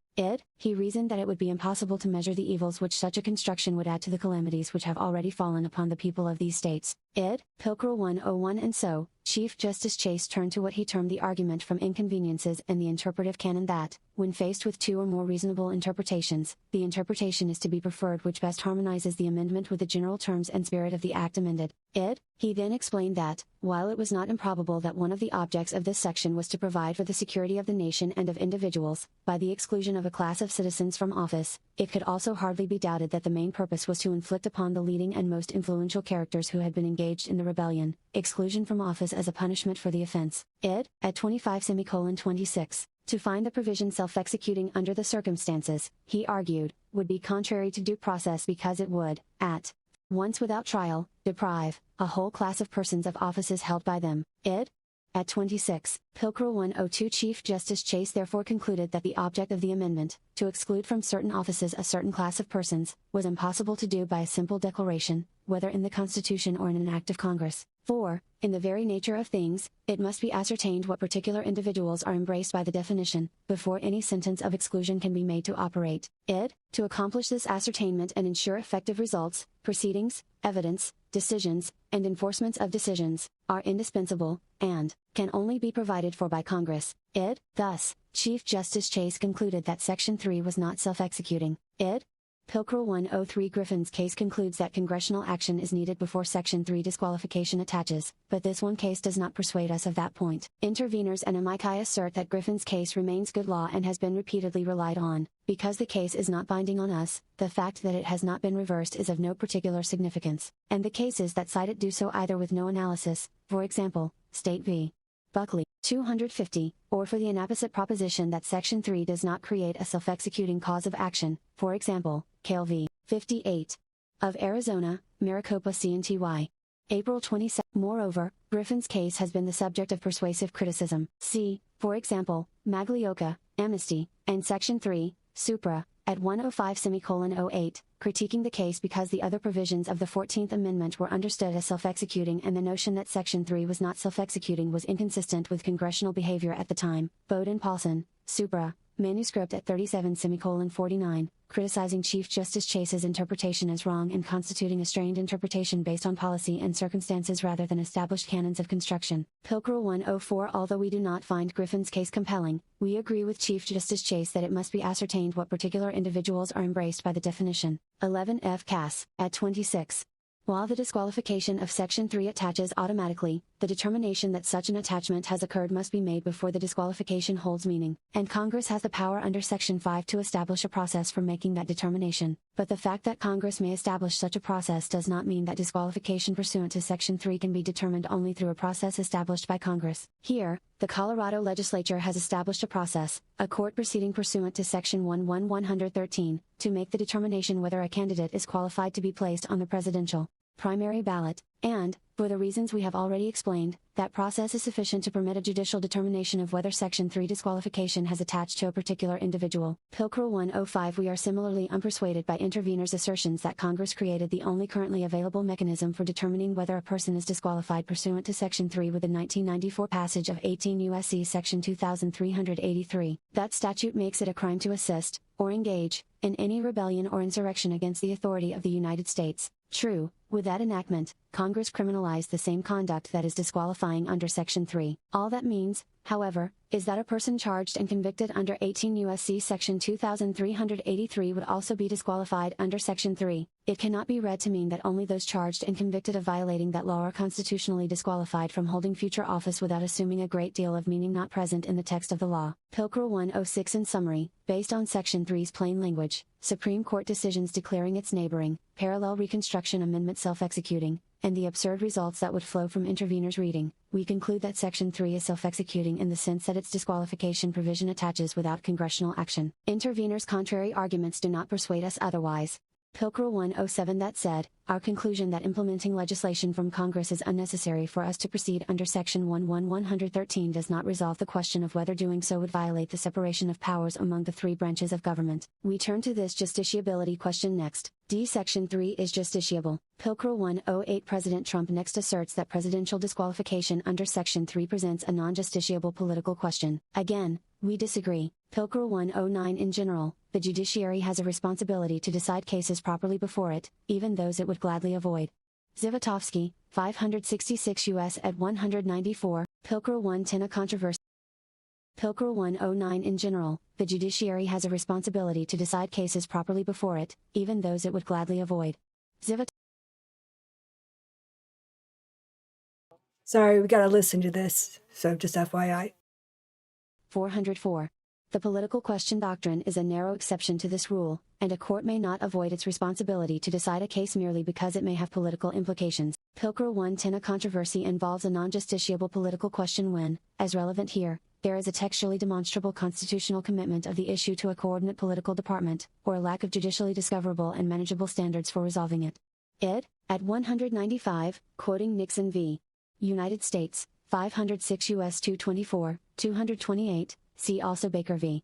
Carr, 369 U.S. 186, 210, 217, noting that non-justiciability of a political question is primarily a function of the separation of powers and identifying the above described instances, and 4 others not relevant here, as examples of political questions. The requisite textual commitment must be prominent on the surface of any case. Baker, 369 U.S. at 217. Pilcrow 111. Here, President Trump argues that this case is non-justiciable because, in his view, the Constitution and federal law commit the question of the qualifications of a presidential candidate to Congress. The electors point out that President Trump did not argue before us that the questions presented in this appeal are also non-justiciable based on a lack of judicially discoverable and manageable standards, and therefore, he arguably waived any such argument. We nevertheless address that issue, again in the interest of providing a thorough review. 1. No textually demonstrable constitutional commitment to Congress of Section 3 disqualification. Pilcrow 112. Contrary to President Trump's assertions, we perceive no constitutional provision that reflects a textually demonstrable commitment to Congress of the authority to assess presidential candidate qualifications. Conversely, the Constitution commits certain authority concerning presidential elections to the states and in no way precludes the states from exercising authority to assess the qualifications of presidential candidates. Pilcrow 113. As discussed in Part B above, Article 2, Section 1, Clause 2 of the Constitution empowers state legislatures to direct how presidential electors are appointed, and the Supreme Court has recognized that this provision affords the states far-reaching authority over presidential electors, absent some other constitutional constraint. Kiafalo, 140 South Court, at 2324. In furtherance of this delegation of authority, the states have evolved comprehensive, and in many respects complex, election codes regulating in most substantial ways, with respect to both federal and state elections, the selection and qualification of candidates, among other things. Storer, 415 U.S. at 730. The Election Code is an example of such a comprehensive code to regulate state and federal elections, and the fact that Article 2, Section 1, Clause 4 authorizes Congress to determine the time for choosing the electors and the date on which they vote does not undermine the substantial authority provided to the states to regulate state and federal elections. Pilcrow 114. In our view, Section 3's text is fully consistent with our conclusion that the Constitution has not committed the matter of presidential candidate qualifications to Congress. As we have noted, although Section 3 requires a vote of 2/3 of each House to remove the disqualification set forth in Section 3, it says nothing about who or which branch should determine disqualification in the first place. Moreover, if Congress were authorized to decide by a simple majority that a candidate is qualified under Section 3, as President Trump asserts, then this would nullify Section 3's supermajority requirement. Pilcrow 115. President Trump's reliance on Article 2, Section 1, Clause 5 of the Constitution and on the 12th, 14th, and 20th Amendments is misplaced. We address each of these provisions, in turn. Pilcrow 116. Article 2, Section 1, Clause 5 provides that no person shall be eligible to serve as president unless that person is a natural-born citizen who is at least 35 years of age and who has resided in the United States for at least 14 years. This provision, however, says nothing about who or which branch should determine whether a candidate satisfies the qualification criteria either in the first instance or when a candidate's qualifications are challenged. Pilcrow 117. The 12th Amendment charges the Electoral College with the task of selecting a candidate for president and then transmitting the electors' votes to the seat of the government of the United States, and it provides the procedure by which the electoral votes are to be counted. U.S. Const. Amend. 12. Nothing in the 12th Amendment, however, vests the Electoral College with the power to determine the eligibility of a presidential candidate. Nor does the 12th Amendment give Congress control over the process by which the president and vice president are normally chosen, other than the very limited one of determining the day on which the electors were to give their votes. Id. At 651, citing U.S. Const. Amend. 12. And although the 12th Amendment provides for the scenario in which no president is selected by March 4th and specifies that no person constitutionally ineligible to serve as president shall be eligible to serve as vice president, the amendment does not assign to Congress, nor to any other branch, the task of determining whether a candidate is qualified in the first place. Pilker 118 Section 5 of the 14th Amendment authorizes Congress to pass legislation to enforce the provisions of the 14th Amendment, but as discussed above, the 14th Amendment is self-executing, and congressional action under Section 5 is not required to animate Section 3's disqualification of insurrectionist oath breakers, nor does Section 5 delegate to Congress the authority to determine the qualifications of presidential candidates to hold office. Pilker 119 Finally, the 20th Amendment, in relevant part, empowers Congress to enact procedures to address the scenario in which neither the president nor the vice president qualifies for office before the time fixed for the beginning of their terms.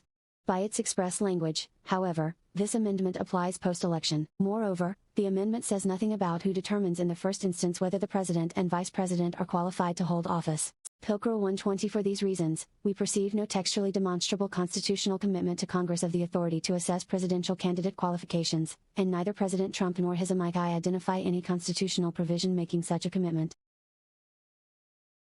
Quick pause. She's going pretty fast. Sometimes it's hard for me to get her, so I'm just going to drop this down to 1.3 times speed, just to make it a little more manageable. Okay, yes, 125. Hopefully that won't feel completely like glacial now, in terms of the speed of this. Right.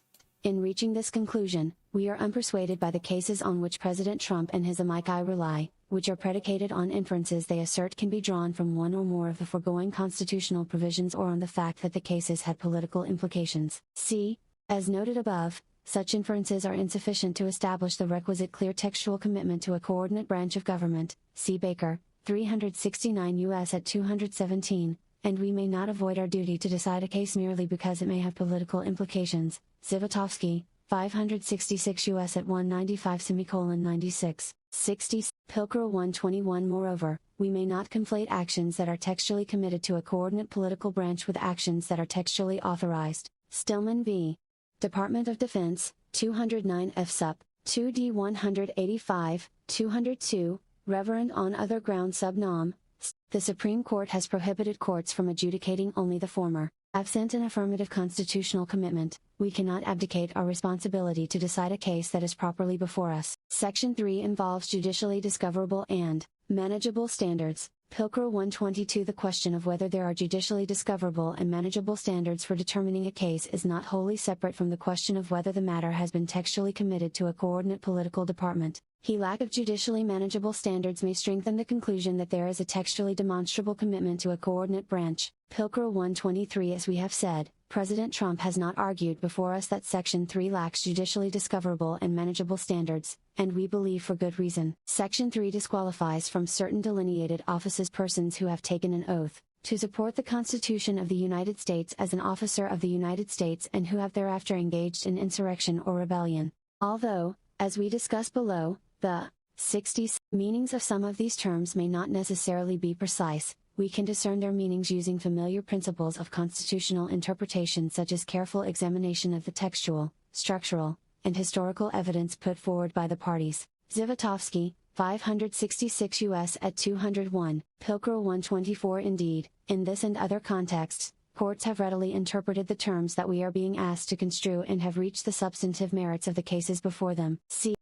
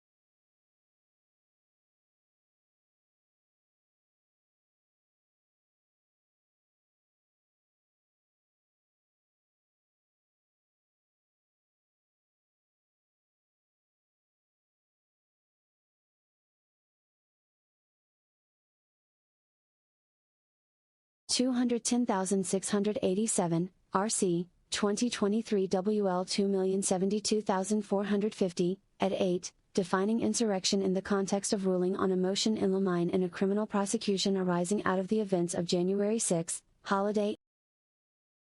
Sorry, y'all, I didn't unmute myself for that. I had so much going on. All right, quick explanation. I accidentally closed my window during the middle of the stream, and I wanted to make sure it was going, so I paused it and just sort of like did stuff for a bit and then got back to it. So apologies. It's a lot to run with the live Speechify and the stream and my audio and everything else. So apologies for that error, and we would get lots of exciting things in terms of numbers and letters read out to us in this section. I don't think there's much of it that I can skip, so we're just going to let it ride.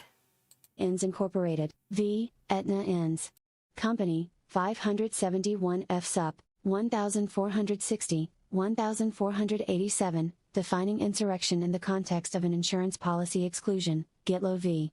Keeley, 44 F.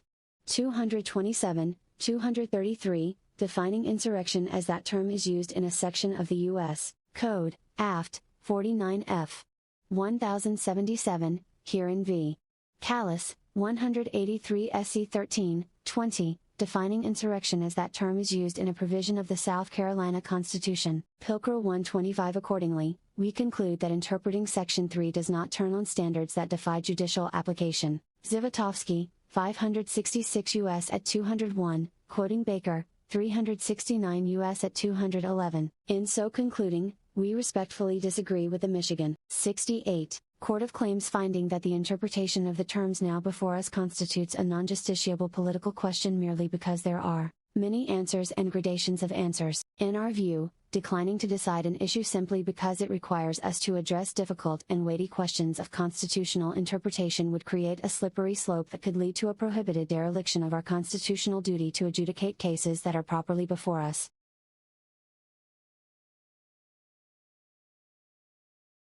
Just throwing some slight shade at the Michigan court there. It's like I wanted to pause. Like, yeah, these are hard questions, but we're not going to run from them. Thank you. Thank you, Colorado Supreme Court. That was the right call. Other courts before you have basically chickened out of this obvious decision. And not only did you not chicken out, you laid it out point by point why what he did was an insurrection, why he got his due process, why you have jurisdiction, why Congress doesn't have to pass laws, and why you shouldn't avoid this because it's a scary debate. Hat tip. Pilker 126. For these reasons, we conclude that the issues presented here do not, either alone or together, constitute a non-justiciable political question. We thus proceed to the question of whether Section 3 applies to the President. Section 3 applies to the President. Pilker 127. The parties debate the scope of Section 3. The electors claim that this potential source of disqualification encompasses the President. President Trump argues that it does not, and the District Court agreed. On this issue, we reverse the District Court. Pilker 128. Section 3 prohibits a person from holding any office, civil or military, under the United States if that person, as an officer of the United States, took an oath to support the Constitution of the United States and subsequently. 69. Engaged in insurrection, U.S. Const. Amend. 14, Section 3. Accordingly, Section 3 applies to President Trump only if the presidency is an office, civil or military, under the United States, the President is an officer of the United States, and the presidential oath set forth in Article 2 constitutes an oath to support the Constitution of the United States. We address each point in turn. 1. The presidency is an office under the United States. Pilker 129. The District Court concluded that the presidency is not an office, civil or military, under the United States for two reasons.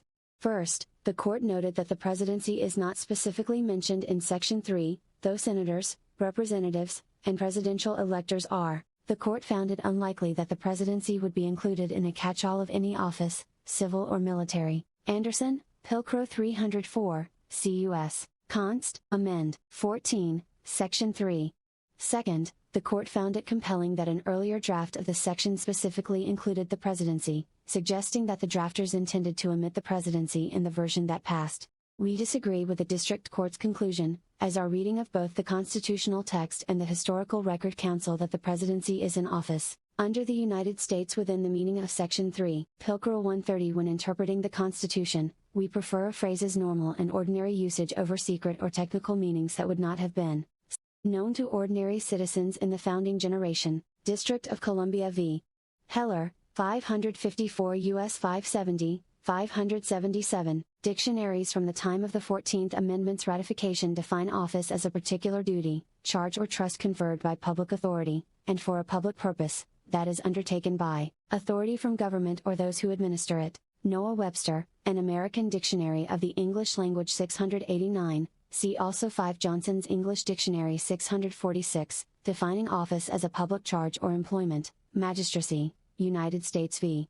Maurice, 26 F. Cass, 1211, 1214, No. 15747. An office is defined to be a public charge or employment. The presidency falls comfortably within these definitions. Pilcrel 131. We do not place the same weight the district court did on the fact that the presidency is not specifically mentioned in Section 3. It seems most likely that the presidency is not specifically included because it is so evidently an office. In fact, no specific office is listed in Section 3. Instead, the section refers to any office, civil or military. Instead, senators, representatives, and presidential electors are listed, but none of these positions is considered an office in the Constitution. Instead, senators and representatives are referred to as members of their respective bodies. See U.S. Const. Art.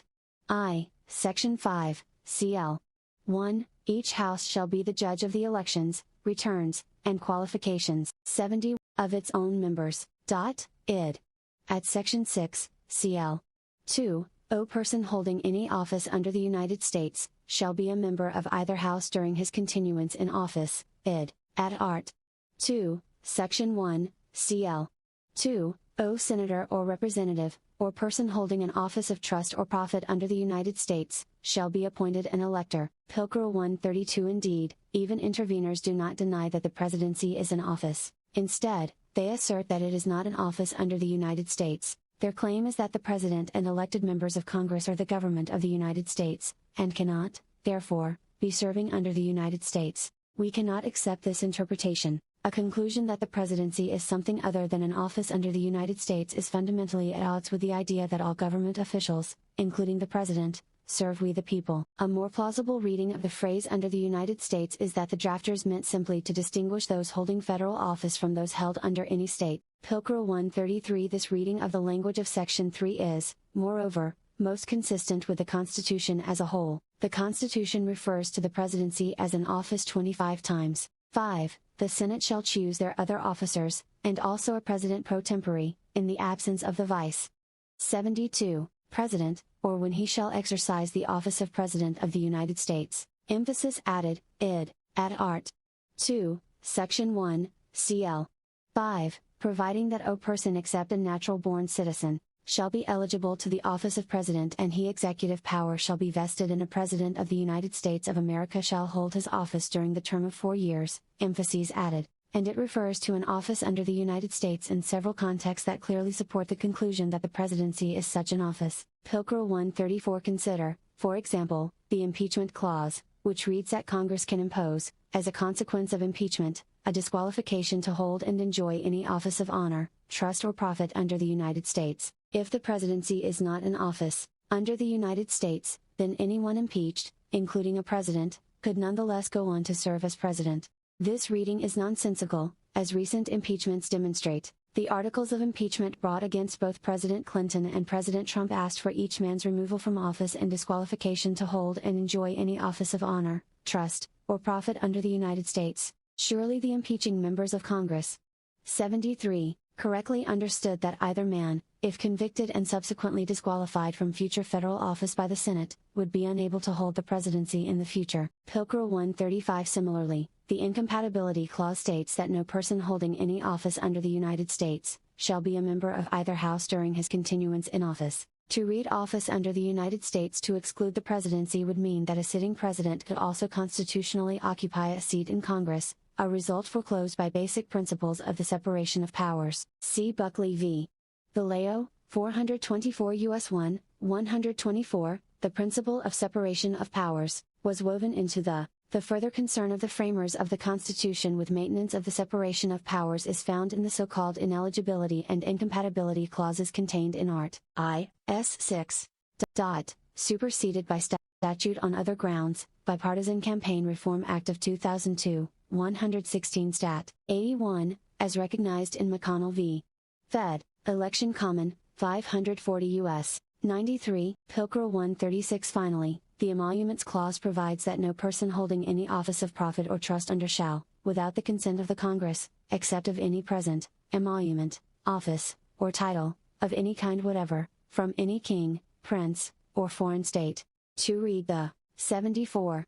Presidency as something other than an office under the United States would exempt the nation's chief diplomat from these protections against foreign influence, but presidents have long sought dispensation from Congress to retain gifts from foreign leaders, understanding that the Emoluments Clause required them to do so. Pilker 137. The District Court found it compelling that an earlier draft of the proposed section listed the presidency, but the version ultimately passed did not. Pilker 303.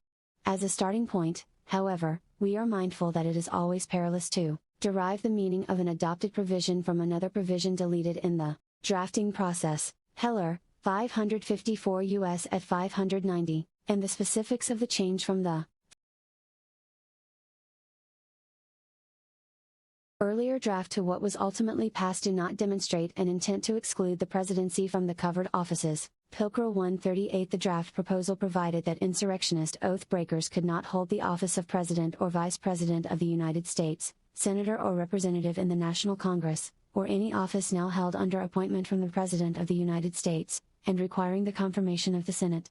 Later versions of the section, including the enacted draft, removed specific reference to the President and Vice President and expanded the category of officeholder to include any office, civil or military, rather than only those offices requiring presidential appointment and Senate confirmation. Pilker 139. It is hard to glean from the limited available evidence what the changes across proposals meant, but we find persuasive Amici's suggestion that Representative McKee, who drafted these proposals, most likely took for granted that his second proposal included the President. While nothing in Representative McKee's speeches mentions why his express reference to the presidency was removed, his public pronouncements leave no doubt that his subsequent draft proposal still sought to ensure that rebels had absolutely no access to political power. Representative McKee explained that, under the proposed amendment, the loyal alone shall rule the country, and that traitors would be cut off from all political power in the nation. Cong. Globe, 39th Cong, 1st Sess. When considered in light of these pronouncements, the shift from specifically naming the President and Vice President in addition to officers appointed and confirmed to the broadly inclusive any officer, civil or military, cannot be read to mean that the two highest offices in the government are excluded from the mandate of Section 3. Pilker 140. The importance of the inclusive language,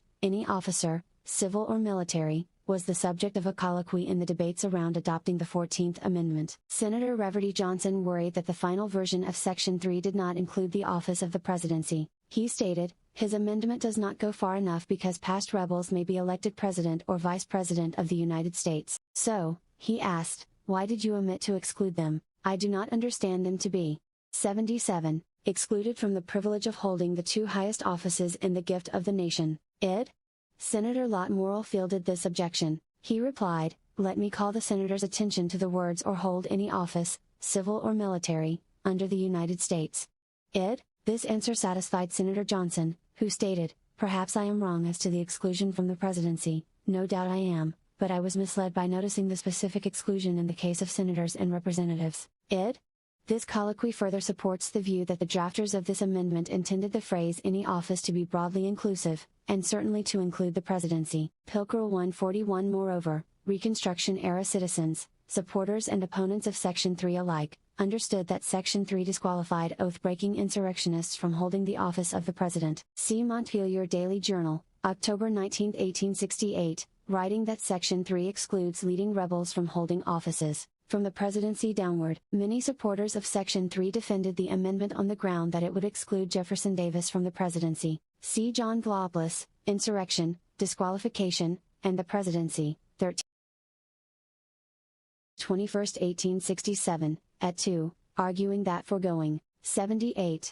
Section 3 would render Jefferson Davis eligible to the presidency of the United States, and here is something revolting in the very thought. Pilcrow 142 post-ratification history includes more of the same. For example, Congress floated the idea of blanket amnesty to shield rebels from Section 3. See Velopoulos, Supra, manuscript at 7:9. In response, both supporters and dissenters acknowledged that doing so would allow the likes of Jefferson Davis access to the presidency. See also, for example, the Pulaski Citizen, the New Reconstruction Bill, April 13, 1871, at 4, acknowledging as a supporter of amnesty that it would make even Jeff. Davis eligible again to the presidency. The Chicago Tribune, May 24, 1872, asserting that amnesty would make rebels eligible to the presidency of the United States. Indiana Progress, August 24, 1871, similar. Pilcrow 143. We conclude, therefore, that the plain language of Section 3, which provides that no disqualified person shall hold any office, civil or military, under the United States, includes the office of the presidency. This textual interpretation is bolstered by constitutional context and by history surrounding the enactment of the 14th Amendment. 2. The President is an officer of the United States. Pilcrow 144. We next consider whether a President is an officer of the United States. U.S. Const. Amend. 14, Section 3. The District Court found that the drafters of Section 3 did not intend to include the President within the catch-all phrase officer of the United States, and, accordingly, that a current or former President can engage in insurrection and then run for and hold any office. Anderson, Pilcrow 312, C.U.S. Pilcrow 145. First, the normal. They say we disagree for 4 reasons. It's just at the very end of like a really long citation. So we disagree for 4 reasons. Pilcrow 145. First, the normal and ordinary usage of the term officer of the United States includes the President. As we have explained, the plain meaning of office, under the United States includes the presidency. It follows then that the President is an officer of the United States. See Motions Sis. Corp. v. Bush, 437 F. 1356, 1372, Gajarsa, J., concurring in part, an interpretation of the Constitution in which the holder of an office is not an officer seems, at best, strained. Indeed, Americans have referred to the President as an officer from the days of the founding. See, for example, the Federalist No. 69, Alexander Hamilton. The President of the United States would be an officer elected by the people, and many 19th-century presidents were described as, or called themselves, Chief Executive Officer of the United States. See Velopoulos, Supra, manuscript at 17:18, listing presidents. Pilcrow 146. Second, Section 3's drafters and their contemporaries understood the President as an officer of the United States. See Graber, Our Questions, Their Answers, Supra, at 18:19, listing instances. 915, referring to the Chief Executive Officer of the country, the Floyd Acceptances, 74 U.S. 666, 676:77, we have no officers in this government. 8. From the President down to the most subordinate agent, who does not hold office under the law, with prescribed duties and limited authority. Emphases added. Pilcrow 147. President Trump concedes as much on appeal, stating that be sure, the President is an officer. He argues, however, that the President is an officer of the Constitution, not an officer of the United States, which, he posits, is a constitutional term of art. Further, at least one amicus contends that the above-referenced historical uses refer to the President as an officer only in a colloquial sense, and thus have no bearing on the terms used in Section 3. We disagree. Pilcrow 148. The informality of these uses is exactly the point. If members of the 39th Congress and their contemporaries all use the term officer according to its ordinary meaning to refer to the President, we presume this is the same meaning the drafters intended it to have in Section 3. We perceive no persuasive contemporary evidence demonstrating some other, technical term of art meaning, and in the absence of a clear intent to employ a technical definition for a common word, we will not do so. See Heller, 554 U.S. at 576, explaining that the normal and ordinary as distinguished from technical meaning should be favored. Pilcrow 149. We also find Attorney General Stanbury's opinions on the meaning of Section 3 significant. In one opinion on the subject, Stanbury explained that, 81. The term officer of the United States, within, is used in its most general sense, and without any qualification, as legislative, or executive, or judicial. the Reconstruction Acts, 12 Op. And in a second opinion on the topic, he observed that the term officers of the United States includes without limitation any person who has at any time prior to the rebellion held any office, civil or military, under the United States, and has taken an official oath to support the Constitution of the United States. Pilker 153, the structure of Section 3 persuades us that the President is an officer of the United States. The first half of Section 3 describes the offices protected and the second half addresses the parties barred from holding those protected offices. There is a parallel structure between the two halves. Senator or representative in Congress, protected office, corresponds to member of Congress, barred party, any office. Under the United States, protected office, corresponds to officer of the United States, barred party, and any office. Under any state, protected office, also has a corresponding barred party and member of any state legislature, or as an executive or judicial officer of any state. The only term in the first half of Section 3 that has no corresponding officer or party in the second half is elector of president and vice president, which makes sense because electors do not take constitutionally mandated oaths, so they have no corresponding barred party. See also ad art. 2. Section 1, discussing a presidential elector's duties without reference to an oath. Ad art. By excluding presidential electors from the list of positions constitutionally obligated to take an oath to support the Constitution, save electors, there is a perfect parallel structure in Section 3. Pilker 151-4, the clear purpose of Section 3, to ensure that disloyal officers could never again play a role in governing the country, leaves no room to conclude that officer of the United States was used as a term of art. The drafters of Section 3 were motivated by a sense of betrayal, that is, by the existence of a broken oath, not by the type of officer who broke it. All of us understand the meaning of the third section. Senator John Sherman stated, "Those men who have once taken an oath of office to support the Constitution of the United States and have violated that oath in spirit by taking up arms against the government of the United States are to be deprived for a time at least of holding office." At 2898, Senator Thomas Hendricks of Indiana, who opposed the 14th Amendment, agreeing that the theory of Section 3 was that persons who have violated the oath to support the Constitution of the United States ought not to be allowed to hold any office. At 3035-36, Senator John B. Henderson. 83, explaining that the language of this section is so framed as to disfranchise from office the leaders of any rebellion hereafter to come. At 607, summarizing the purpose of Section 3, those who had been once trusted to support the power of the United States, and proved false to the trust reposed, ought not, as a class, to be entrusted with power again until Congress saw fit to relieve them from disability. A construction of Section 3 that would nevertheless allow a former president who broke his oath, not only to participate in the government again but to run for and hold the highest office in the land, is flatly unfaithful to the section's purpose. Pilker 152. We therefore conclude that officer of the United States, as used in Section 3, includes the President. All right, that was the fastest time I'd actually gone from the main page to my unmute button. All right, so that's a lot to take in. I feel like 2 hours is a goodly amount of time. We still have more than 2 hours to go, although I don't really know if everything in here is going to be substantive, because this is the first time I'm hearing it. So I will be doing this stream again tomorrow, because I'm hanging out, I'm just chilling and doing a little bit of nerdy things on Christmas Day is right up my alley. So I hope you will enjoy, join me either tomorrow, or if you're watching this in the future, you'll just skip over to the next video. Yeah, and I appreciate you guys stopping by. Happy holidays, season's greetings to everyone. And if it's not that time of the year for you, well, you can just feel a little bit end of the year, happy holiday season, whatever time of year it is. Thank you to everyone who stopped by in the chat.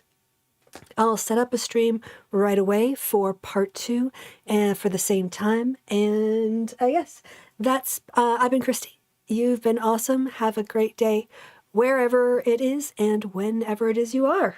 All right, now I got to find the end stream button. Okay, I found it. I'll see you tomorrow. Bye.